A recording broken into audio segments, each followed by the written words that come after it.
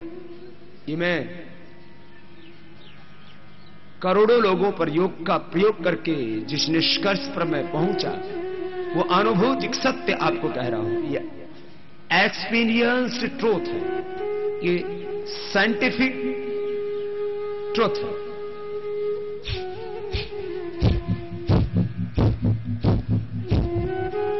शरीर में कोई रोग नहीं रहेगा, ना मोटापा रहेगा, ना कोलेस्ट्रॉल रहेगा, ना अर्थराइटिस रहेगा। ESR uric acid RA factor आपका एकदम नॉर्मल रहेगा, एसजीओटी एसिडिटी ब्लड नॉर्मल रहेगा, क्रिएटिनिन नॉर्मल रहेगा, प्रोटीन नॉर्मल रहेगा, बिलिरुबिन नॉर्मल रहेगा, क्रिएटिनिन नॉर्मल रहेगा, हम लिपिड प्रोफाइल नॉर्मल रहेगा, cholesterol, triglyceride, SDL, LDL, VLDL सब कुछ नॉर्मल रहेगा, स्नोफिल्स नॉर्मल रहेंगे, T3 T4 TSH एकदम नॉर्मल रहेगा, ब्लड कैंसर तक अच्छा हो जाता है, आपका हीमोग्लोबिन एकदम नॉर्मल रहेगा, प्लेटलेट्स एकदम नॉर्मल रहेंगे, सब कुछ एकदम नॉर्मल। कपालभाति एक ही बाहर से करो, सब कुछ शुद्ध हो रहा है, शुद्ध हो रहा है। तो मैं कह रहा था 1 सेकंड में 1 बार, 1 मिनट में 60 बार। देखो ये 1 मिनट में 60 बार वाला है।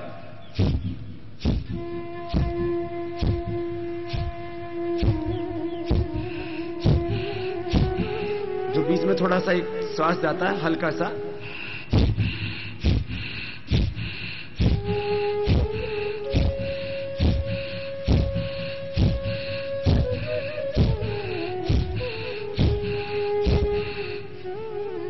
ये 1 मिनट में 60 बार वाला है, और ये 1 मिनट में 100 से 120 बार वाला। देखो ये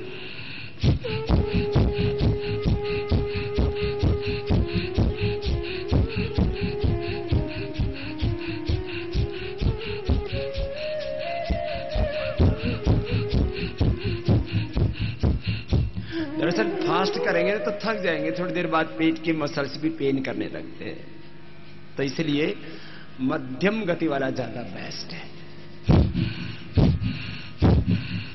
ये वाला बच्चे करेंगे, उनकी बॉडी की ग्रोथ पूरी होगी, फिजिकल ग्रोथ, मेंटल ग्रोथ। बड़े भी करेंगे, उनके बालों की ग्रोथ पूरी होगी, नहीं तो बहुतों के बाल ढूंढे हो जाते हैं, बाल ही नहीं बढ़ते। प्राणायाम करने वाले का सब कुछ भीतर से एकदम बैलेंस रहता है, बाल पूरे बढ़ेंगे, हीमोग्लोबिन पूरा बढ़ेगा, नाखून भी पूरे बढ़ेंगे। किसी के नाखून ही बढ़ने बंद हो जाते हैं, नाखून टूटते रहते, घिसते रहते, फिर बुरे हालत, बहुत खराब हो जाते हैं। एक एक चीज आपकी, नाखून से लेकर के एक एक सेल बॉडी का आपको चाहिए ना, एकदम फिट बॉडी, एकदम क्लीन बॉडी, साफ सुथरा शरीर, सुंदर शरीर, स्वस्थ शरीर, पावन मन, कपालभाति, फिर बाह्य प्राणायाम।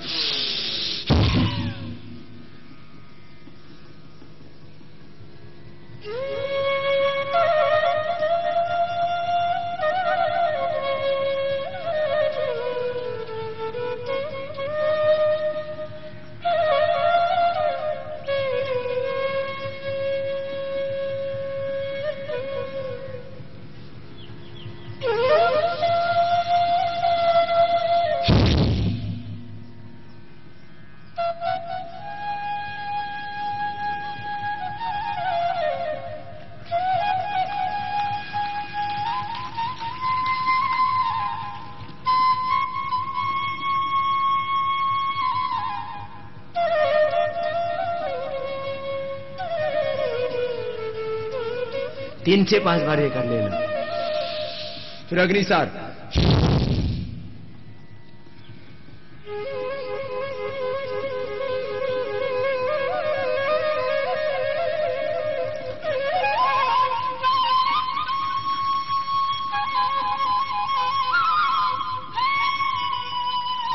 सांस को बाहर छोड़ के बाहर रख दिया, पेट को अंदर खींचा, ढीला छोड़ा 20 से 30। नोली क्रिया में थोड़ा वक्त लगेगा, सांस को बाहर छोड़ के बाहर रख देते, पेट को बीच से ढीला छोड़ते, साइड से अंदर खींचते, गोल घुमा देते। देखो ऐसे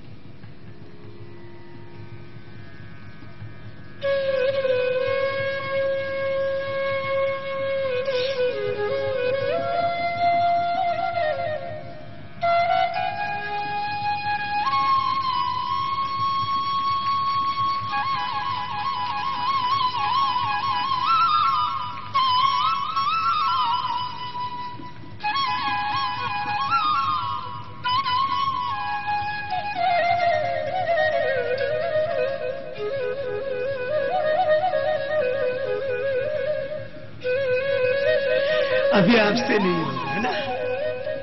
अभी तो बीच में से निकलेगा ही नहीं, घूमेगा कहां से? पूरा डाइनिंग टेबल बना हुआ है, पेट पूरा इंडिया गेट बना हुआ है, कमर कमरा बन गई है, पूरा शरीर ऐसा गोल मटोल हो गया है, फुटबॉल हो गया है। भगवान जी ने अपने को शरीर देखो कितना अच्छा दिया था ना, हमने शरीर के बहुत बुरे हाल कर दिए। आज इस शरीर को फिर से संवारना है, जीवन को भी संवारना है। आओ अनुलोम विलोम प्राणायाम, सभी प्राणायाम समझा रहे थे ना, अभी 1 घंटा पूरे प्राणायाम को करवाएंगे। अनुलोम विलोम और समझ लो। अनुलोम विलोम में देखो बाएं से लेते हैं,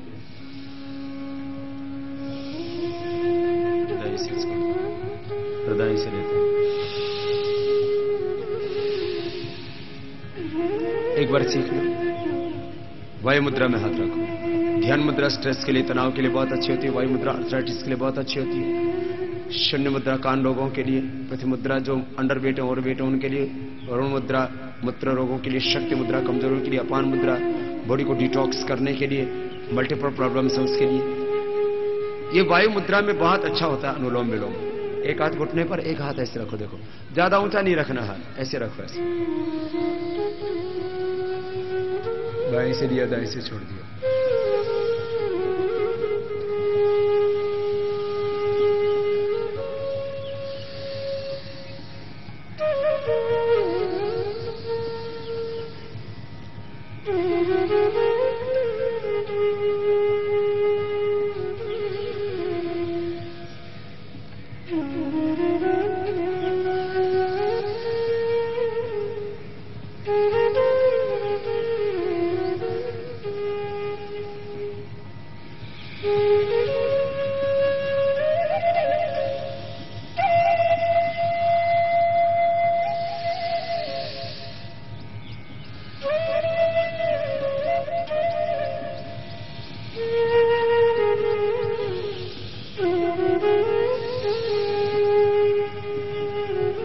ऐसे लंबा करना है। इसके बाद ब्राह्मणी उद्गीत होता है। देखो ऐसे, पहले अंगुली माथे पर, शेष 3 उंगली ऐसे आंखों पर, कान अंगूठे से बंद कर लेता। 8 प्राणायाम सिखा रहे हैं ना अभी 8, रोज ऐसे ही करने। मुंह बंद हो जाता है, ओंकार का नाद होता है, श्वास भीतर गहरा भर के, मन एकदम शांत हो जाता है।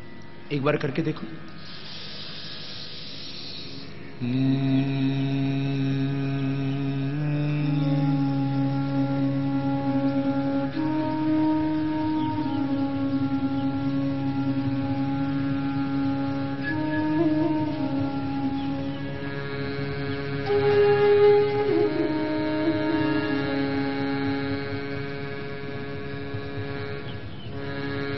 ऐसे 3 बार, 5 बार, 7 बार कर सकते हैं इसको। भ्रामरी के बाद उद्गीत, दोनों हाथ देखो ऐसे, ध्यान मुद्रा में, घुटनों पर सीधी, आंखें बंद, मन सहज, श्वास भीतर गहरा भरते हैं, ओंकार का उच्चारण करते हैं। ओंकार का जैसे उच्चारण करते हैं ना, शरीर, मन, इंद्रिया सब कुछ भीतर तक शांत हो जाते हैं। अंतःज्योति, अंतर प्रज्ञा भीतर से जागृत होती है।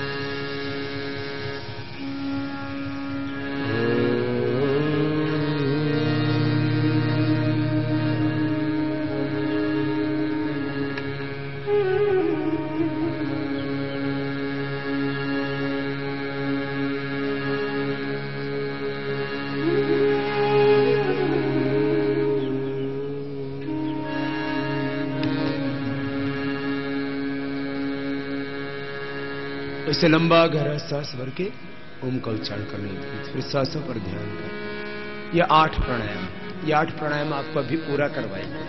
तो एक बार सूक्ष्म व्यायाम कर लीजिए। दोनों हाथ सामने खोल लीजिए।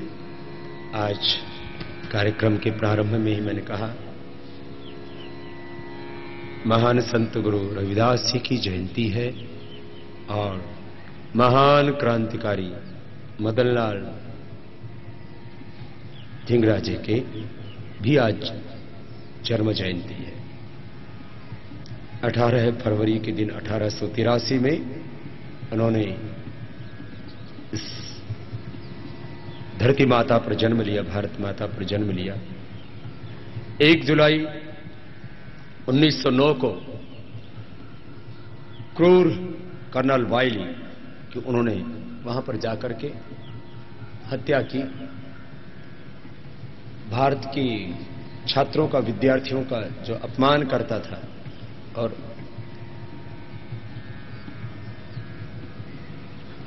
उस क्रूर अंग्रेज अधिकारी को उन्होंने मौत के घाट उतारा और उसके बाद 16 अगस्त 1909 को लंदन में उसको फांसी दे दी गई। शहीद जब वो हुए तब उनकी आयु मात्र 26 वर्ष की थी, इसलिए क्रांतिकारी उनको अपना आदर्श मानते थे। दोनों हाथ कंधों के ऊपर, दोनों कोरियां सामने मिली हुई। मदनलाल ढींगरा जी जब वीर सावरकर के पास गए कि मुझे देश की सेवा करनी है और मुझे क्रांतिकारी बनना है और जो अंग्रेज क्रूरता के साथ भारत के ऊपर अत्याचार कर रहे हैं और भारत को लूट रहे हैं, हमारी मां बहन बेटियों के साथ बलात्कार कर रहे हैं, इन अंग्रेजों को मुझे परास्त करना है। बोले ये क्रांतिकारी होना कोई सरल काम नहीं है, इसमें अपने जीवन की आहुति देनी पड़ती है, अपना बलिदान देना पड़ता है, अपनी शहादत कुर्बानी देनी पड़ती है। बोले मैं इसके लिए तैयार हूं। और उन्होंने कहा कि हाथ आगे करो, हाथ आगे कराया और उसके अंदर जिससे ये बर्फ होती है ना, आइस को जिससे तोड़ते ना, वो उनके पास एक वो ऐसा सुइया जैसा था लोहा, वो ऐसे हथेली में गाड़ दिया, नीचे पार हो गया और उनकी आंखों में आंसू तक नहीं आए। ऐसे क्रांतिकारी होते थे, ऐसे परीक्षा लेते थे।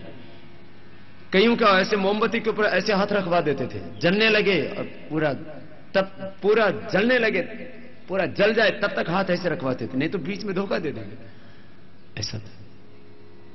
उन्होंने फांसी का फंदा चूमने से पहले कहा मेरे पास कुछ भी नहीं है भारत माता को देने के लिए, धन दौलत कुछ नहीं है मेरे पास, तो बस मां भारती के शीश पर चढ़ाने के लिए खाली मेरा खून है।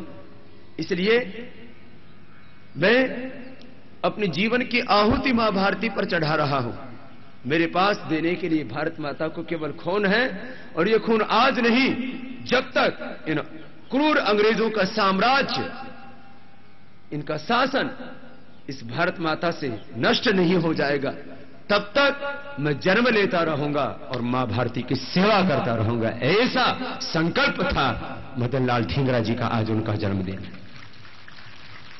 ऐसे ही वीरों की बदौलत हमको यह आजादी मिली है, लेकिन आजादी मिलने के बाद में हमारे देश में कुछ क्रूर, गद्दार, भ्रष्ट और बेईमान नेताओं ने फिर देश को लूटना शुरू कर दिया और फिर दोबारा से उसी जोश की जरूरत है, उसी खून की जरूरत है, उसी गर्म लहू की जरूरत है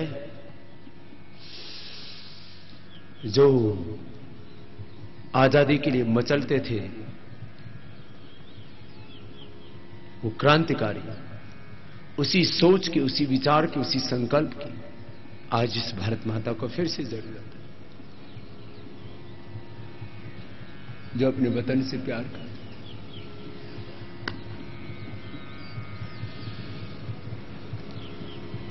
वो अपना सब कुछ वतन के लिए न्यौछावर करके चले गए। क्रांतिकारियों को क्या मिला? फांसी, गोली। चाहे वो मदनलाल ढींगरा थे, चाहे वो चंद्रशेखर आजाद थे, राम प्रसाद बिस्मिल, अशफाक उल्लाह